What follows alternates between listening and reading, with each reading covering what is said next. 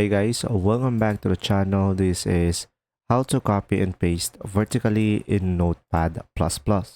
So guys, in order for you to copy and paste vertically, you could just simply tap on your keyboard Alt. So from here, just simply select a location, and as you can see, it will copy and paste vertically based on what we have selected.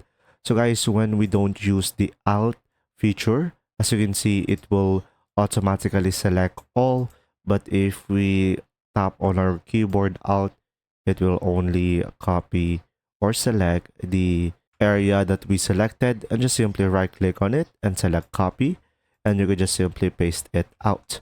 So if you want to paste it over here, you could just simply select Alt again, and as you can see, I'm going to select this row over here and just simply right click on it and paste. And there you go. I hope this video helped you understand more, and thanks for watching.